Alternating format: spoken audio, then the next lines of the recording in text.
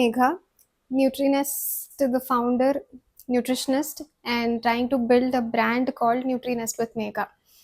ಈ ಬ್ರ್ಯಾಂಡ್ನ ಸ್ಟಾರ್ಟ್ ಮಾಡಿದಾಗ ನನ್ನ ತಲೆನಲ್ಲಿ I had my own set of things. ಇನ್ನೊಂದು ಯಾವುದೋ ಹೆಲ್ತ್ ಆ್ಯಂಡ್ ವೆಲ್ನೆಸ್ ಬ್ರ್ಯಾಂಡ್ ಆಗಬಾರ್ದು ಅನ್ನೋದಿತ್ತು. ಆ್ಯಂಡ್ ನನಗೆ ಕಾಂಪಿಟೇಟರ್ಸ್ನ ಬಿಲ್ಡ್ ಮಾಡೋದಕ್ಕಿಂತ ನನ್ನ ಬ್ರ್ಯಾಂಡ್ ಸ್ಟೆಬಿಲಿಟಿ ಒಂದು ಫೌಂಡೇಶನಲ್ಲಿ ಚೆನ್ನಾಗಿ ಕ್ರಿಯೇಟ್ ಆಗ್ತಾ ಹೋಗಬೇಕು ಅನ್ನೋ ವಿಷನ್ ಮಾತ್ರ ಇತ್ತು. ಆ್ಯಂಡ್ ವೆರಿ ಹಾನೆಸ್ಟ್ಲಿ ನಾನು ಈ ಥರ ಎಲ್ಲ ಬ್ರ್ಯಾಂಡ್ ಸ್ಟಾರ್ಟ್ ಮಾಡ್ತೀನಿ, ನನ್ನದೇ ಒಂದು ಕಂಪನಿ ಅಂತ ಶುರು ಮಾಡ್ತೀನಿ ಅನ್ನೋ ಐಡಿಯಾ ಖಂಡಿತ ಇರಲಿಲ್ಲ ನನ್ನ ತಲೆಯಲ್ಲಿ. ಇವತ್ತು let speak about my journey. ನನಗೇನೋ ಅನ್ನಿಸ್ತು ನನ್ನ ಜರ್ನಿ ಹೇಳಬೇಕು, ನನ್ನ ಜರ್ನಿ ಶೇರ್ ಮಾಡ್ಕೋಬೇಕು ಅಂತ. ಸೊ BSc ಮಾಡಿದೆ ನಾನು. BSc food nutrition and dietetics ಮಾಡಿದೆ. ಮಾಡುವಾಗಲೇ ನನಗೆ ಕೆಲಸ ಮಾಡಬೇಕು, ಕೆಲಸ ಮಾಡಿದ್ರೆ ನಂಗೆ ಅರ್ಥ ಆಗುತ್ತೆ, ಇನ್ನು ನಾನು ಏನು ಓದ್ತಾ ಇದ್ದೀನಿ ಅರ್ಥ ಆಗುತ್ತೆ, ಆ್ಯಂಡ್ ಯಾವ ಥರ ಫೀಲ್ಡ್ನ ನಾನು ಚೂಸ್ ಮಾಡ್ಕೋಬೋದು ಹೋಗ್ತಾ ಮುಂದಕ್ಕೆ ಅನ್ನೋದು ಅನ್ನಿಸ್ತಿತ್ತು ನನಗೆ. ಸೊ ಆವಾಗ ಒಂದು ಕಂಪನಿಗೆ ನ್ಯೂಟ್ರಿಷನಿಸ್ಟಾಗಿ, ಜೂನಿಯರ್ ನ್ಯೂಟ್ರಿಷನಿಸ್ಟಾಗಿ ಸೇರಿಕೊಂಡೆ. ಆಗ ನಂಗೆ ಅರ್ಥ ಆಗೋಕ್ಕೆ ಸ್ಟಾರ್ಟ್ ಆಯಿತು, ಏನು ಮಾಡ್ತಾರೆ ನ್ಯೂಟ್ರಿಷನಿಸ್ಟ್ ಕೆಲಸ ಏನು, ಬರೀ ಜನದ ಹತ್ರ ಮಾತಾಡೋದು, ಒಂದು ಡಯಟ್ ಪ್ಲಾನ್ ಕೊಡೋದು ಅಷ್ಟೇನಾ ಕೆಲಸ, ನನ್ನ ತಲೆಯಲ್ಲಿ ಅಷ್ಟೇ ಇದ್ದಿತ್ತು. ಆ್ಯಂಡ್ ವೆರಿ ಓಪನ್ಲಿ ನಾನು ನ್ಯೂಟ್ರಿಷನಿಸ್ಟ್ ಆಗಬೇಕು ಅಥವಾ ಡಯಟಿಷಿಯನ್ ಆಗಬೇಕು ಅಂದ್ಕೊಂಡಿದ್ದು ವೈಟ್ ಕೋಟ್ ಹಾಕೊಂಡು ಹಾಸ್ಪಿಟ್ಲಲ್ಲಿ ರೌಂಡ್ಸ್ ಥರ ಹೋಗ್ಬೋದು ಅನ್ನೋದಕ್ಕೆ. MBBS ಮಾಡೋಕ್ಕೆ ಇಷ್ಟ ಇತ್ತು, ಆದರೆ ಮಾಡೋಕ್ಕೆ ಇಷ್ಟ ಇರಲಿಲ್ಲ. ಅಂದರೆ ಡಾಕ್ಟ್ರ್ ಆಗಬೇಕು, ಆದರೆ ಡಾಕ್ಟ್ರ್ ಆಗೋಕ್ಕೆ ಏನು ಮಾಡಬೇಕು ಅದು ನಂಗೆ ಇಷ್ಟ ಇರಲಿಲ್ಲ. ತುಂಬ ವರ್ಷ ಓದಬೇಕು ಆ್ಯಂಡ್ ಸಿಕ್ಕಾಪಟ್ಟೆ ಡೆಡಿಕೇಶನ್ ಇರಬೇಕು. MBBS ಅಥವಾ ಆಯುರ್ವೇದ, ಹೋಮಿಯೋಪತಿ, ನ್ಯಾಚುರೋಪತಿ, ಇದು ಯಾವುದೇ ಥರ ಡಾಕ್ಟರ್ ಆಗಬೇಕಂದ್ರೂ ತುಂಬ ಡೆಡಿಕೇಶನ್ ಕೊಡಬೇಕಿತ್ತು. ಆ ಡೆಡಿಕೇಶನ್ ನನ್ನ ಕೈಲಿ ಕೊಡೋಕ್ಕಾಗ್ತಿರ್ಲಿಲ್ಲ ಅಂತ ನನಗೆ ಗೊತ್ತಿತ್ತು. ಸೊ ಯಾವುದಾದ್ರೂ ಒಂದು ಪ್ಯಾರಾಮೆಡಿಕಲ್ ಸ್ಟ್ರೀಮ್ ನೋಡಬೇಕು, ಹಾಸ್ಪಿಟ್ಲಲ್ಲಿ ವೈಟ್ ಕೋಟ್ ಹಾಕೊಂಡು ಹೋಗೋ ಅಂಥ ಕೆಲಸ ಯಾವುದಿದೆ, ಡಾಕ್ಟ್ರ್ ಬಿಟ್ಟು ಇನ್ಯಾವುದಿದೆ ಅಂತ ಯೋಚನೆ ಮಾಡ್ತಿದ್ದೆ. ಆದರೆ ನರ್ಸ್ ಅಂತೂ ಆಗೋಕ್ಕೆ ಇಷ್ಟ ಇರಲಿಲ್ಲ. ಸೊ ಹಿಂಗೆ ಯೋಚನೆ ಮಾಡ್ತಾ ಮಾಡ್ತಾ ನ್ಯೂಟ್ರಿಷನ್ ಅಂತ ಒಂದು ಫೀಲ್ಡ್ ಅನಿಸ್ತು, ಆಯಿತು ಸೇರಿಕೊಂಡೆ. ಇದ್ದಿದ್ದ ತಲೆನಲ್ಲಿ ವೈಟ್ ಕೋಟ್ ಹಾಕೊಂಡು ಹಾಸ್ಪಿಟ್ಲಿಗೆ ಹೋಗಬೇಕು ಅಂತ. ಆದರೆ ನಾನು ಸೇರ್ಕೊಂಡಿದ್ದ ಕಡೆ ಕೆಲಸಕ್ಕೆ ನಾನು ಇನ್ನೂ ಫಸ್ಟ್ ಇಯರ್ ಇದ್ದೆ, ಸೆಕೆಂಡ್ ಸೆಮಿಸ್ಟರ್ ಇದ್ದಾಗ ಕೆಲಸಕ್ಕೆ ಸೇರಿಕೊಂಡೆ. ಅದು ವರ್ಕ್ ಫ್ರಮ್ ಹೋಮ್ ಇತ್ತು. ವರ್ಕ್ ಫ್ರಮ್ ಹೋಮ್ ಇದ್ದಾಗ ನನಗೆ ಕೊಡೋರು ಒಂದಿಷ್ಟು ಜನ ಕ್ಲೈಂಟ್ಸ್ ಅಂತ ಕೊಡ್ತಾಯಿದ್ರು. ಅವ್ರ ಹತ್ರ ಮಾತಾಡಬೇಕು, ನೀನು ಮಾತಾಡಿದ್ಮೇಲೆ ಅವ್ರನ್ನ ನಮ್ಮ ಕಂಪನಿಗೆ ಅವ್ರು ಜಾಯಿನ್ ಆಗೋ ಥರ ನೀವು ಕನ್ವರ್ಟ್ ಮಾಡಬೇಕು ಅಂತ ಹೇಳ್ತಾಯಿದ್ರು. ಅಂದರೆ ಸೇಲ್ಸ್ ಕಾಲ್, ಟಿಪಿಕಲ್ ಸೇಲ್ಸ್ ಕಾಲ್ ಮಾಡ್ತಾಯಿದ್ರು. ಸೊ ನಾನು ಸೇಲ್ಸ್ ಕಾಲ್ ಮಾಡ್ತಾಯಿದ್ದೆ, ಕನ್ವರ್ಷನ್ಗಳು ಚೆನ್ನಾಗಿ ಆಗ್ತಾಯಿತ್ತು. ನಾನು ತುಂಬ ಚಿಕ್ಕವಳು ಆ ಕಂಪನಿನಲ್ಲಿದ್ದಾಗ. ಸೊ ಎಲ್ಲರೂ ಬೂಸ್ಟ್ ಮಾಡ್ತಾಯಿದ್ರು, ಕೆಲಸ ಕೊಡ್ತಾಯಿದ್ರು, ಸಂಬಳ ಬರ್ತಾಯಿತ್ತು, ಪಾಕೆಟ್ ಮನಿ ಚೆನ್ನಾಗೇ ಬರ್ತಾಯಿತ್ತು. ಸೊ ಖುಷಿಯಾಗಿ ಮಾಡ್ಕೊಂಡು ಹೋಗ್ತಾಯಿದ್ದೆ. BSc ಫೈನಲ್ ಇಯರಿಗೆ ಬರೋ ಅಷ್ಟೊತ್ತಿಗೆ ನಂಗೊಂದು ನ್ಯೂಟ್ರಾಸಿಟಿಕಲ್ ಕಂಪನಿನಲ್ಲಿ ಜೂನಿಯರ್ ನ್ಯೂಟ್ರಿಷನಿಸ್ಟ್ ಅಥವಾ ಆ ನ್ಯೂಟ್ರಾಸಿಟಿಕಲ್ ಕಂಪನಿನಲ್ಲಿ ನಾನು ಸೇರ್ಕೊಂಡಾಗ I was the only nutritionist. ಕೆಲ್ಸಕ್ಕೆ ಹೋಗಿ ಸೇರಿಕೊಂಡೆ. ಯಾರಿಗಾದ್ರೂ BSc ಆದಮೇಲೆ ಅಥವಾ ಡಿಗ್ರಿ ಆದಮೇಲೆ ಕೆಲಸ ಸಿಕ್ಕರೆ ಖುಷಿ ಇರುತ್ತೆ, ಹೋಗಿ ಸೇರಿಕೊಂಡೆ. ಆವಾಗ ಕೂಡ ನನ್ನ ತಲೆಯಲ್ಲಿ ನ್ಯೂಟ್ರಿಷನಿಸ್ಟಿಗೆ ಇಷ್ಟೊಂದು ಆಪರ್ಚುನಿಟೀಸ್ ಇರುತ್ತೆ ಅಂತ ನನ್ನ ತಲೆಯಲ್ಲಿ ಇರಲಿಲ್ಲ. ಎಲ್ಲೋ ಒಂದು ಕಡೆ ಆಗಲೂ ವೈಟ್ ಕೋಟ್ ಹಾಕೊಂಡು ಡಾಕ್ಟ್ರ್ ಹತ್ರ ಅಥವಾ ಹಾಸ್ಪಿಟ್ಲಿಗೆ ಹೋಗಬೇಕು ಅನ್ನೋದು ಇದ್ದೇ ಇತ್ತು ನನ್ನ ತಲೆಯಲ್ಲಿ. ಆಮೇಲೆ ಅಲ್ಲಿ ಕೆಲಸ ಮಾಡ್ತಾ ಮಾಡ್ತಾ ಎಕ್ಸ್ಪೋಜರ್ ಚೆನ್ನಾಗಿ ಸಿಕ್ತು. ನನ್ನ ವಯಸ್ಸಿನ ಎಕ್ಸ್ಪೀರಿಯನ್ಸ್ಡ್ ಜನ ಇದ್ದರು ಅಲ್ಲಿ ನಾನು ಕೆಲಸ ಮಾಡ್ತಿದ್ದಿದ್ದು ಕಂಪನಿನಲ್ಲಿ. ಆ ಕಂಪನಿ ಹೆಸರು ಹೇಳ್ಬಾರ್ದು, ಅದಕ್ಕೆ ಹೇಳ್ತಾ ಇಲ್ಲ ಅಷ್ಟೇ. ಅಲ್ಲಿ ಅವರೆಲ್ಲ ತುಂಬ ಕಾನ್ಫಿಡೆನ್ಸ್ ಕೊಡ್ತಾಯಿದ್ರು, ತುಂಬ ಪುಷ್ ಮಾಡ್ತಾಯಿದ್ರು ನನ್ನ. ಮತ್ತು ಈ ಥರ ಪ್ರೆಸೆಂಟೇಷನ್ಗಳು ಕೊಡಬೇಕಿತ್ತು, ನ್ಯೂಟ್ರಿಷನ್ನ ಸಿಂಪಲ್ ಲ್ಯಾಂಗ್ವೇಜಲ್ಲಿ ಕ್ರಿಯೇಟ್ ಮಾಡಿ ಜನದ ಮುಂದೆ ಹೋಗಿ ನಾನು ಮಾತಾಡಬೇಕಿತ್ತು. ಇದೆಲ್ಲದಕ್ಕೂ ತುಂಬ ಹೆಲ್ಪ್ ಮಾಡ್ತಾಯಿದ್ರು. ಆ ಟೈಮಲ್ಲಿ ನಾನು ಒಬ್ಬಳೇ ನ್ಯೂಟ್ರಿಷನಿಸ್ಟು ಆಲ್ ಇಂಡಿಯಾ ಅಥವಾ ಪ್ಯಾನ್ ಇಂಡಿಯಾ ಲೆವೆಲಲ್ಲಿ ಇದ್ದಿದ್ದು. ನಾನು ಡೈರೆಕ್ಟಾಗಿ USಗೆ ರಿಪೋರ್ಟ್ ಮಾಡ್ಕೋಬೇಕಿತ್ತು. ಸೊ ಚೆನ್ನಾಗಿತ್ತು, ಕೆಲಸ ಏನೋ ಚೆನ್ನಾಗಿತ್ತು. ಪ್ಯಾರ್ಲಲ್ಲಿ ನಾನೊಂದು MSc ಮಾಡೋಣ, ಎಜುಕೇಷನ್ ಸ್ಟಾಪ್ ಆಗೋದು ಬೇಡ ಅಂತ ಹೇಳಿ ಒಂದು MSc ಸ್ಟಾರ್ಟ್ ಮಾಡಿದ್ದೆ. ಅಂದರೆ ಡಿಸ್ಟೆನ್ಸ್ ಎಜುಕೇಷನಲ್ಲಿ MSc ಸ್ಟಾರ್ಟ್ ಮಾಡಿದ್ದೆ. ಅದನ್ನು ವರ್ಕ್ ಮಾಡ್ತಾ ಇದ್ದೆ, ಓದ್ತಾ ಇದ್ದೆ, ಕೆಲಸಕ್ಕೂ ಹೋಗ್ತಾ ಇದ್ದೆ. ಇದೆಲ್ಲ ನಡೀತಿತ್ತು ಸೈಮಲ್ಟೇನಿಯಸ್ ಆಗಿ. ಹಾಗೆ ಅಲ್ಲಿ ಕೆಲಸ ಮಾಡ್ತಾ ಮಾಡ್ತಾ ನನಗೆ ಇನ್ನೊಂದು ಪ್ರೈವೇಟ್ ಲಿಮಿಟೆಡ್ ಕಂಪನಿನಲ್ಲಿ ಟೀಮ್ ಲೀಡ್ ನ್ಯೂಟ್ರಿಷನಿಸ್ಟಾಗಿ ಕೆಲಸ ಸಿಕ್ತು. ಖುಷಿ ಆಯಿತು. ಇನ್ನು ಬ್ಯಾಚುಲರ್ಸ್ ಅಷ್ಟೇ, ಮಾಸ್ಟರ್ಸ್ ಮಾಡ್ತಾ ಇದ್ದೀನಿ. ಸೊ ಒಂದು ಆಪರ್ಚುನಿಟಿ ಅಲ್ವಾ, ಹೋಗಿ ಸೇರ್ಕೊಳ್ಳೋಣ. ಟೀಮ್ ಲೀಡಾಗೆ ನಾನು ಕೆಲಸ ಮಾಡ್ತಾಯಿದ್ದೆ. ನನ್ನ ಜೊತೆ ಒಂದಷ್ಟು ಜನ ನ್ಯೂಟ್ರಿಷನಿಸ್ಟ್ಗಳು ಜೂನಿಯರ್ ನ್ಯೂಟ್ರಿಷನಿಸ್ಟಾಗಿ ವರ್ಕ್ ಮಾಡ್ತಾಯಿದ್ರು ನನ್ನ ಜೊತೆ. ಸ್ಪೆಷಲೈಸೇಷನ್ ಕೋರ್ಸಸ್ ನಾನು ಮಾಡ್ತಾನೆ ಬಂದೆ. ಚೈಲ್ಡ್ ನ್ಯೂಟ್ರಿಷನ್ ಕೋರ್ಸ್ ಆಗಿರ್ಬೋದು, ಸ್ಪೋರ್ಟ್ಸ್ ನ್ಯೂಟ್ರಿಷನ್ ಆಗಿರ್ಬೋದು, ಕಾಗ್ನೇಟಿವ್ಗೆ ಆಗಿರ್ಬೋದು, ಅಥವಾ ಹಾರ್ಮೋನಲ್ ಇಶ್ಯೂಸಿಗೋಸ್ಕರನೇ ಒಂದು ಕೋರ್ಸ್ ಮಾಡಿದೆ. ಈ ಥರ ಆ್ಯಸ್ ಆ್ಯಂಡ್ ವೆನ್ ಅಪ್ಗ್ರೇಡೇಷನ್ ಬೇಕಾದಾಗೆಲ್ಲ ಅದನ್ನು ಮಾಡ್ಕೊತಾ ಇದ್ದೆ ಅಪ್ಗ್ರೇಡೇಷನ್ನ. ಇದನ್ನೆಲ್ಲ ಮಾಡ್ತಾ ಮಾಡ್ತಾ ನಾನು ಬೇರೆಯವ್ರಿಗೆ ಕೆಲಸ ಮಾಡ್ತಿರುವಾಗ ಜನ ನನ್ನ ರೀಚ್ ಔಟ್ ಮಾಡ್ತಾಯಿದ್ರು. ನನ್ನ ನಂಬರ್ ಸಿಗ್ತಾಯಿತ್ತು ಅಥವಾ ನನ್ನ ಸೋಷಿಯಲ್ ಮೀಡಿಯಲ್ಲಿ ನೋಡಿಕೊಂಡು ರೀಚ್ ಔಟ್ ಮಾಡ್ತಾಯಿದ್ರು. ಆವಾಗೆಲ್ಲ ಹಾನೆಸ್ಟ್ಲಿ ನಂಗೆ ರೀಲ್ಸ್ ಮಾಡೋದಂದ್ರೆ ಆಗ್ತಾ ಇರಲಿಲ್ಲ, ತುಂಬ ಹೆದರ್ಕೋತಾ ಇದ್ದೆ. ಈಗಲೂ ನಂಗೆ ಹೆದರಿಕೆ ಇದೆ. ನಾನು ಒಂದು ರೀಲ್ ಮಾಡಬೇಕಂದ್ರೆ ಮೋಸ್ಟ್ಲಿ ತುಂಬ ಪ್ಲ್ಯಾನ್ ಮಾಡ್ಕೊತೀನಿ, ಆ ಸ್ಕ್ರಿಪ್ಟ್ನ ತುಂಬ ಸಲ ನೋಡ್ಕೊತೀನಿ, ಸ್ಪಾಂಟೇನಿಯಸ್ ಆಗಿ ಮಾತಾಡ್ತೀನಿ. ನನಗೇನು ಆ ಥರ ಮಾತಾಡೋಕ್ಕೆ ಪ್ರಾಬ್ಲಮ್ ಇಲ್ಲ, ಆದರೆ ರೀಲ್ ಮಾಡೋದು, ಕ್ಯಾಮ್ರಾ ನೋಡೋದಂದರೆ ತುಂಬ ಒಂಥರ ಕಾನ್ಷಿಯಸ್ ಆಗಿಬಿಡ್ತಿದ್ದೆ ನಾನು. ಈಗಲೂ ಕಾನ್ಷಿಯಸ್ ಆಗ್ತೀನಿ. ಸೊ ಹಾಗಾಗಿ ನಾನು ಮಾಡ್ತಾ ಇದ್ದೆ ನನ್ನ ಪಾಡಿಗೆ ನಾನು. ಜನ ರೀಚ್ ಔಟ್ ಆಗ್ತಿದ್ರು. ರೀಚ್ ಔಟ್ ಆದಾಗ ಅವರಿಗೆ ಹೆಲ್ಪ್ ಮಾಡ್ತಾ ಇದ್ದೆ ವೆಯ್ಟ್ ಲಾಸ್ ಆಗೋಕ್ಕೆ, ಅಥವಾ ಅವ್ರು ಏನು ಇಶ್ಯೂ ಅಂದ್ಕೊಂಡು ಬರ್ತಾರೆ ಆ ಇಶ್ಯೂಗೆ ನಾನು ಹೆಲ್ಪ್ ಮಾಡ್ತಾ ಇದ್ದೆ. ಅಲ್ಲೇ ಮುಗೀತಿತ್ತು. ಆ್ಯಂಡ್ ನಂಬರ್ಸ್ ನಾನು ಹೇಳಬೇಕಂದ್ರೆ ನಾನು ಅವಾಗೆಲ್ಲ ನನಗೊಂದು 35,000 ಅಷ್ಟು ಸಂಬಳ ಬರ್ತಿತ್ತು. I was very happy about it. 35,000 ಸಂಬಳ ಬರ್ತಾ ಇದೆ, ವರ್ಕ್ ಫ್ರಮ್ ಹೋಮ್. ಆ್ಯಂಡ್ ಎಷ್ಟೊಂದು ಜನ ನನಗೆ ಮೆಸೇಜ್ ಎಲ್ಲ ಮಾಡ್ತಾರೆ, I lost weight because of you, ಅಥವಾ ಐ ಕುಡ್ ರಿವರ್ಸ್ PCOD ನಿನ್ನಿಂದ. ಆಮೇಲೆ ಇನ್ನೊಂದು ಸ್ವಲ್ಪ ಜನ ನಾನು ಕನ್ಸೀವ್ ಆಗಿದ್ದೀನಿ, ಡಯಾಬಿಟೀಸ್, HbA1c ಎಲ್ಲ ಕಮ್ಮಿ ಆಗ್ತಾ ಇದೆ ಅಂತೆಲ್ಲ ಹೇಳಿದಾಗ ಖುಷಿ ಆಗ್ತಾ ಇತ್ತು. ಬಟ್ ಎಕ್ಸ್ಪ್ರೆಸ್ ಮಾಡೋಕ್ಕೆಲ್ಲ ಗೊತ್ತಾಗ್ತಾ ಇರಲಿಲ್ಲ. ಖುಷಿ ಆಯಿತು ಅಷ್ಟೇ. ಇಷ್ಟು ಸೀರಿಯಸ್ ಆಗಿ ನ್ಯೂಟ್ರಿನೆಸ್ ವಿತ್ ಮೇಘ ಅಂತ ಸ್ಟಾರ್ಟ್ ಮಾಡ್ತೀನಿ ಅದರಿಂದ ಅಂತ ಅವಾಗಂತೂ ಕ್ಲಾರಿಟಿ ಇರಲಿಲ್ಲ ನನಗೆ. ಪಾರ್ಲಲ್ಲಿ ಏನು ಮಾಡ್ತಾ ಇದ್ದೆ, ನಾನು ಮೈಸೂರಲ್ಲಿರೋದು. ಇಲ್ಲೆಲ್ಲ ಮಲ್ಟಿಪಲ್ ಡಾಕ್ಟರ್ಸ್ ಹತ್ರ, ಹಾಸ್ಪಿಟಲ್ಸ್ಗೆಲ್ಲ ಹೋಗ್ತಿದ್ದೆ. ಅವ್ರ ಹತ್ರ ಸ್ಟೂಡೆಂಟ್ ಆಗಿ ಹೋಗ್ತಾ ಇದ್ದೆ ಕಲಿಯೋಕ್ಕೆ. ಯಾಕೆಂದರೆ ಕಾಲೇಜಲ್ಲಿ ಕಲ್ತಿದ್ದ ಪಾಠಕ್ಕಿಂತ ಈ ಥರ ನಾನು ಡಾಕ್ಟರ್ಸ್ ಹತ್ರ ಹೋಗ್ತಿದ್ದಾಗ, ಹಾಸ್ಪಿಟಲ್ಗೆ ಹೋಗ್ತಿದ್ದಾಗ ನಾನು ಹೇಳ್ದೆ ಅಲ್ವಾ, ನನಗೊಂದು ಡ್ರೀಮ್ ಇದ್ದಿದ್ದೆ ವೈಟ್ ಕೋಟ್ ಹಾಕೊಂಡು ಹಾಸ್ಪಿಟ್ಲಿಗೆ ಹೋಗಬೇಕು ಅಷ್ಟೇ. ಹಂಗಿದ್ರೆ ಸಾಕು, ಎಷ್ಟು ಸಂಬಳ ಸಿಗುತ್ತೆ ಎಲ್ಲ ತಲೆಲಿರಲಿಲ್ಲ. ಬಟ್ ಅದೊಂದು ಇತ್ತಲ್ಲ ನನಗೆ, ಅದಷ್ಟೇ. ಸೊ ಅವಾಗೆಲ್ಲ ಡಾಕ್ಟರ್ಸ್ ಹತ್ರ ಹೋಗ್ತಿದ್ದೆ, ಕಲಿತಿದ್ದೆ. ತುಂಬ ಹೇಳ್ಕೊಡ್ತಾ ಇದ್ರು. ಪ್ಯಾಥೋಫಿಸಿಯಾಲಜಿ ಆಗಿರ್ಬೋದು, ಮೆಡಿಸಿನ್ಸ್ ಬಗ್ಗೆ ಆಗಿರ್ಬೋದು, ಯಾವ ಪೇಷಂಟ್ ಹತ್ರ ಹೆಂಗೆ ಮಾತಾಡಬೇಕು. ಎಷ್ಟೊಂದು ಸಲ ಅವ್ರ ಮೆಡಿಸನ್ನೇ ಬೇಕಾಗಿರ್ತಿರ್ಲಿಲ್ಲ ಆ ಪೇಷಂಟಿಗೆ. ಬೇಕಾಗಿದ್ದು ಆ ಡಾಕ್ಟ್ರ್ ಮುಖ ನೋಡಬೇಕಿತ್ತು ಬಂದು. ಅದನ್ನು ಬಂದು ಮಾಡೋರು, ನಾನು ಅಲ್ಲಿ ಕೂತ್ಕೊಂಡು ನೋಡ್ತಾ ಇದ್ದೆ.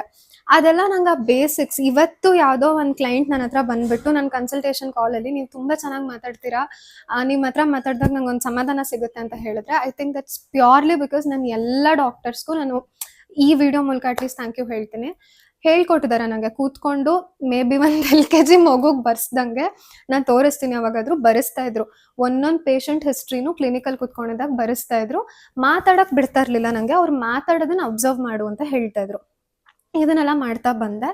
ಆಮೇಲೆ ನನ್ನ ಕನ್ಸಲ್ಟೇಷನ್ಸ್ ಎಷ್ಟು ಮೆಚ್ಯೂರ್ಡ್ ಆಗಕ್ಕೆ ಸ್ಟಾರ್ಟ್ ಆಯಿತು ಅಂದರೆ, ಯಾರಾದರೂ ನನ್ನ ಹತ್ರ ಕನ್ಸಲ್ಟೇಷನ್ಗೆ ಫಸ್ಟ್ ಟೈಮ್ ಬಂದಿದ್ದಾರೆ ಅಂದರೆ, ನೀವು ಎಷ್ಟು ವರ್ಷದಿಂದ ಪ್ರಾಕ್ಟೀಸ್ ಮಾಡ್ತಾ ಇದ್ದೀರಾ, ನೀವೇನು ಒಂದು ಸುಮಾರು ವರ್ಷದಿಂದ ಪ್ರಾಕ್ಟೀಸ್ ಮಾಡ್ತಿದ್ದೀರಾ ಅನ್ನೋ ಥರ ಹೇಳೋರು. ಐ ಥಿಂಕ್ ಅದೆಲ್ಲನೂ ಅಲ್ಲಿ ಪ್ರಾಕ್ಟೀಸ್ ಮಾಡಿದ್ದಕ್ಕೆ ನಂಗೆ ಹಂಗೆ ಬರೋಕ್ಕೆ ಸ್ಟಾರ್ಟ್ ಆಯಿತು. ಆ್ಯಂಡ್ ಬ್ಯಾಚುಲರ್ಸ್ ಎಲ್ಲ ನಾನು ಕೆಲ್ಸಕ್ಕೆ ಸೇರ್ಕೊಂಡಿದ್ದರಿಂದ ನನ್ನ ಟೋನು ಅಥವಾ ನನ್ನ ವೇ ಆಫ್ ಜನನ ಹ್ಯಾಂಡಲ್ ಮಾಡೋದು ನಿಧಾನಕ್ಕೆ ಚೇಂಜ್ ಆಗ್ತಾ ಬಂತು. ಪರ್ಸ್ನಲಿ ಮೇಘನ ಗೊತ್ತಿರೋರು ಅಥವಾ ನನ್ನ ಬಗ್ಗೆ ಗೊತ್ತಿರೋರು ಗೊತ್ತು, ನಂಗೆ ಸಿಕ್ಕಾಪಟ್ಟೆ ಪೇಷನ್ಸ್ ಕಮ್ಮಿ. ಬೇಗ ಬರ್ಸ್ಟ್ ಆಗ್ತೀನಿ, ಬೇಗ ಇರಿಟೇಟ್ ಆಗ್ತೀನಿ. ಮುಖದಲ್ಲಿ ನನಗೆ ಏನೂ ತೋರಿಸ್ತಿರೋದಕ್ಕಾಗಲ್ಲ, ತೋರಿಸ್ಬಿಡ್ತೀನಿ. ಆದರೆ ಈ ಥರ ನಾನು ಕಲಿತಾ ಪ್ರೊಫೆಷ್ನಲಿ ನನ್ನನ್ನು ನಾನು ಚೇಂಜ್ ಮಾಡ್ತಾ ನೋಡುವಾಗ, ಪರ್ಸ್ನಲಿ ಇನ್ನೂ ಎಷ್ಟೊಂದು ವಿಷಯಕ್ಕೆ ಇರಿಟೇಟ್ ಆಗ್ತೀನಿ. ಬಟ್ ಪ್ರೊಫೆಷ್ನಲಿ ನನ್ನ ಹತ್ರ ಜನ ಬಂದಾಗ ನಾನು ಅವ್ರ ಜೊತೆ ಕನೆಕ್ಟ್ ಆಗಕ್ಕೆ ಸ್ಟಾರ್ಟ್ ಆಗಿದೆ. ಆ್ಯಂಡ್ ಆ ಕನೆಕ್ಟ್ ಆಗ್ತಾ ಇದ್ದಿದ್ದು ನನಗೆಲ್ಲ ಒಂದು ಸ್ಯಾಟಿಸ್ಫ್ಯಾಕ್ಷನ್ ಸಿಗೋದು. ನಾನು ಬರೀ ಅವ್ರಿಗೊಂದು ಡಯಟ್ ಪ್ಲಾನ್ ಕೊಡ್ತಾ ಇಲ್ಲ, ಪರ್ಸ್ನಲಿ ಅವ್ರನ್ನ ಕನೆಕ್ಟ್ ಆಗಿಬಿಟ್ಟು ಏನಿದೆ ಅವ್ರ ಹತ್ರ ನಾನು ಅರ್ಥ ಮಾಡಿಕೊಂಡು ಏನಾದರೂ ಹೆಲ್ಪ್ ಮಾಡ್ತಿದ್ದೀನಿ ಅವ್ರಿಗೆ ಅನ್ನೋ ಫೀಲಿಂಗ್ ಬರ್ತಿತ್ತು ನನಗೆ. ಎಲ್ಲೂ ನನ್ನ ಎಜುಕೇಷನ್ ಸ್ಟಾಪ್ ಆಗಲಿಲ್ಲ, ಎಜುಕೇಷನ್ ಕಂಟಿನ್ಯೂ ಆಯಿತು. ನಾನು ಆನ್ಲೈನಲ್ಲಿ ಮಾಡಿದ್ದೆ MSc, ಫಸ್ಟ್ MSc ಮಾಡಿದ್ದು. ಆ ಆನ್ಲೈನಲ್ಲಿ ಕಂಪ್ಲೀಟ್ ಆಯ್ತು. ನಂಗೆ ಗೊತ್ತಾಗಲೇ ಇಲ್ಲ ಅದು ಹೆಂಗೆ ಎಷ್ಟು ಕ್ವಿಕ್ಕಾಗಿ ಕಂಪ್ಲೀಟ್ ಆಯಿತು ಅಂತ. ಅದಾದಮೇಲೆ ನಂಗೆ ಎಷ್ಟೊಂದು ಜನ ಹೇಳ್ತಾಯಿದ್ರು, ಕ್ರೆಡೆನ್ಷಿಯಲ್ ತುಂಬ ಇಂಪಾರ್ಟೆಂಟ್ ಆಗುತ್ತೆ. ನಿಮಗೆ ಕ್ರೆಡಿಬಿಲಿಟಿ ಇದೆ ಅಂದರೆ ಕೌನ್ಸಿಲಿಂಗ್ ಮಾಡೋಕ್ಕೆ ಬರುತ್ತೆ, ಜನದ ಹತ್ರ ಮಾತಾಡೋಕ್ಕೆ ಬರುತ್ತೆ, ಡಯಟ್ ಪ್ಲಾನ್ ಕೊಡೋಕ್ಕೆ ಬರುತ್ತೆ, ಜನನೂ ನಿನ್ನ ಹತ್ರ ಬರ್ತಾ ಇದ್ದಾರೆ, ಅದೆಲ್ಲ ಕ್ರೆಡಿಬಿಲಿಟಿ ಪಾರ್ಟಿಗೆ ಬರುತ್ತೆ. ಬಟ್ ಕ್ರೆಡೆನ್ಷಿಯಲ್ ಸರ್ಟಿಫಿಕೇಟ್ ಅಂತ ಬಂದಾಗ ನೀನು ಅಲ್ಲಿ ಲ್ಯಾಗ್ ಆಗಬಾರ್ದು ಅನ್ನೋ ಅಡ್ವೈಸಸ್ ಸುಮಾರು ಜನ ಕೊಡ್ತಾಯಿದ್ರು. ಆ ಥರ ನನಗೆ ಒಂದಷ್ಟು ಜನ ಡಾಕ್ಟರ್ಸ್ ಇದ್ದಾರೆ ನನ್ನ ಲೈಫಲ್ಲಿ. ಮತ್ತೊಂದು ನಮ್ಮ ಮನೇಲಿ ಒಂದು ಫಸ್ಟ್ ಸರ್ಕಲ್ ಫ್ಯಾಮಿಲಿ ನನಗೆ ಏನಿದ್ದಾರೆ ಅವ್ರುಗಳು, ನನ್ನ ಫ್ರೆಂಡ್ಸ್ ಕೂಡ ಆ ವಿಷಯದಲ್ಲಿ ಎಲ್ಲ ಹೇಳ್ತಾಯಿದ್ರು. ಕ್ರೆಡೆನ್ಷಿಯಲ್ಗೋಸ್ಕರ ನೀನು ಮಾಡ್ಕೋಬೇಕಾಗುತ್ತೆ ಕೆಲವೊಂದು ಡಿಗ್ರಿನ ಅಥವಾ ಕೆಲವೊಂದು ಕೋರ್ಸಸ್ನ ಮಾಡಬೇಕಾಗತ್ತೆ ಅಂತ. ಆವಾಗ ಐ ಡಿಸೈಡೆಡ್, ಇಲ್ಲ ನಾನು ಇನ್ನೂ ಒಂದು MSc ಮಾಡ್ತೀನಿ, ಕಾಲೇಜ್ಗೆ ಹೋಗ್ಬಿಟ್ಟು MSc ಮಾಡ್ತೀನಿ. ಆ MScಯಿಂದ ಒಂದು ನಾಲೆಡ್ಜ್ ಕೂಡ ಎನ್ಹಾನ್ಸ್ ಆಗುತ್ತೆ, ಇನ್ನೊಂದು ಕ್ರೆಡೆನ್ಷಿಯಲ್ ಕೂಡ ನನ್ನ ಹತ್ರ ಇರುತ್ತೆ. ಯಾರೇ ನನ್ನ ಹತ್ರ ಬರ್ತಿದ್ದಾರೆ ಅಂದರೂ ಅವ್ರಿಗೊಂದು ಡೌಟ್ ಇರಬಾರ್ದು. ಓಕೆ, ನಾನು ಹೋಗ್ತಿದ್ದೀನಲ್ಲ ಇವ್ರ ಹತ್ರ, ಇವ್ರು ನ್ಯೂಟ್ರಿಷನಿಸ್ಟು ನಿಜವಾಗ್ಲೂ ಓದಿದಾರಾ ಅಥವಾ ಸುಮ್ಮನೆ ಈಗೆಲ್ಲ ಸುಮಾರು ಜನ ರೀಲ್ಸ್ ಮಾಡಿ ಹಾಕ್ತಾರೆ, ಸುಮಾರು ಜನ ಹೆಲ್ತ್ ಬಗ್ಗೆ ಮಾತಾಡ್ತಾರೆ. ಅವ್ರು ವೆಯ್ಟ್ ಲಾಸ್ ಮಾಡ್ಕೊಂಡಿದ್ದಾರೆ ಅಂದರೆ ಅವ್ರಿಗೆ ನೆಕ್ಸ್ಟ್ ಏನು, ನಾನು ರೀಲ್ ಮಾಡ್ತೀನಿ, ನಾನು ಇನ್ಸ್ಟಾಗ್ರಾಮಲ್ಲಿ ಹಾಕ್ತೀನಿ, ನನ್ನ ಹತ್ರನೂ ಬಂದಿರೋದ್ರು ಜಾಯ್ನ್ ಆಗಲಿ. ಇದು ತುಂಬ ನಡೀತಿದೆಯಲ್ಲ ಟ್ರೆಂಡು. ನನಗೆ ಆ ಇನ್ಫೀರಿಯಾರಿಟಿ ನನ್ನ ಕ್ಲೈಂಟ್ಸಿಗೆ ಕೊಡೋದು ನಂಗೆ ಇಷ್ಟ ಇರಲಿಲ್ಲ. ಅವ್ರು ಬಂದು ನನ್ನ ಹತ್ರ ಜಾಯ್ನ್ ಆಗ್ತಿದ್ದಾರೆ ಅಂದರೆ ಫಸ್ಟ್ ನಾನು ಕೇಪಬಲ್ ಆಗಿರಬೇಕು, ನನಗೆ ಅದ್ರ ಬಗ್ಗೆ ಗೊತ್ತಿರಬೇಕು, ನಾನು ಅದ್ರ ಬಗ್ಗೆ ಫುಲ್ ವಿಷಯ ತಿಳ್ಕೊಂಡಿದ್ರೆ ಮಾತ್ರ ಹೇಳೋಕ್ಕೆ ನಾನು ಎಲಿಜಿಬಲ್ ಆಗ್ತೀನಿ. ಅದಕ್ಕೆ ಓದು ತುಂಬ ಇಂಪಾರ್ಟೆಂಟ್ ಆಗುತ್ತೆ. ಬರೀ ಓದಿದ್ರೆ ಸಾಕ ಅಂತ ಕೇಳಿದ್ರೆ ನಾಟ್ ರಿಯಲಿ. ಸ್ಕಿಲ್ಸ್ ಇರಬೇಕು, ಬಟ್ ಸ್ಕಿಲ್ ಮಾತ್ರ ಇದೆ ನಾನು ಓದಿಲ್ಲ ಅಂತ ಕೇಳಿದ್ರೆ ಸರ್ವೈವ್ ಆಗೋದು ತುಂಬ ಕಷ್ಟ ಆಗುತ್ತೆ. ಈಗಿನ ಮಾರ್ಕೆಟ್ ಮೇ ಬಿ ಇವಾಗ ಸರ್ವೈವ್ ಆಗ್ಬೋದು ಅನ್ಸುತ್ತೆ ಸ್ವಲ್ಪ ಜನ. ಹೋಗ್ತಾ ಹೋಗ್ತಾ ಎಲ್ಲರಿಗೂ ಇವಾಗ ಎಜುಕೇಷನ್ ಎಷ್ಟು ಇಂಪಾರ್ಟೆಂಟ್ ಅನ್ನೋದು ಗೊತ್ತಾಗ್ತಾ ಇದೆ. ಎಜುಕೇಷನ್ ಇದ್ದಾಗ ಯಾವ ಥರ ರಿಸೀವ್ ಆಗ್ತಾರೆ ಅವರು, ಅಥವಾ ಯಾವ ಥರ ಟೈಪ್ ಆಫ್ ಎಸ್ಪೆಷಲಿ ಹೆಲ್ತ್ ಕೇರಲ್ಲಿ ರೆಮಿಡಿ ಸಿಗುತ್ತೆ. ಎಜುಕೇಷನ್ ಇಲ್ಲದೆ ಇರುವಾಗ ಅವ್ರಿಗೆ ಏನಾಗುತ್ತೆ ಅನ್ನೋದು ಸುಮಾರು ಜನ ನೋಡಿದ್ದಾರೆ, ಇನ್ ಫ್ಯೂಚರ್ ಕೂಡ ನೋಡ್ತಾರೆ ನನ್ನ ಪ್ರಕಾರ.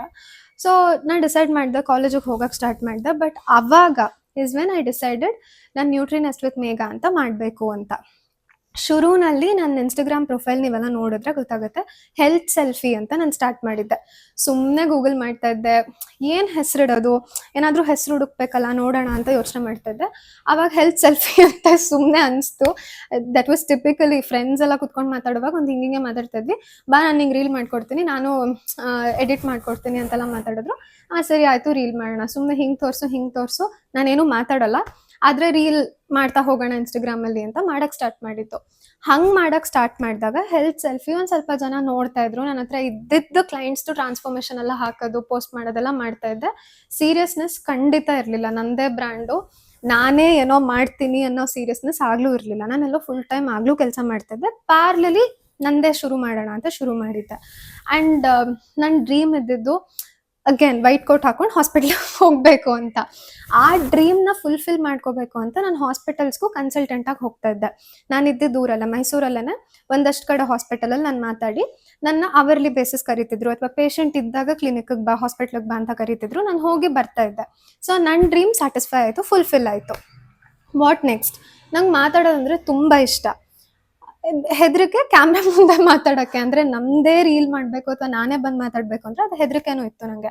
ಹೆಂಗೆ, ಯಾಕಂದರೆ ಇದೆಲ್ಲ ಹೆಲ್ತ್ ಇನ್ಫಾರ್ಮೇಷನ್ ಮಿಸ್ಲೀಡ್ ಆಗಬಾರ್ದು. ನಾನು ಹೇಳ್ತಿದ್ದೀನಿ ಅಂತ ಏನೋ ಹೇಳೋದು, ಅಥವಾ ನಾನು ಏನಂತಾರೆ ಸುಮ್ಮನೆ ಏನೋ ಮಾತಾಡೋದು, ಅದೆಲ್ಲ ಇಷ್ಟ ಇರಲಿಲ್ಲ ನನಗೆ.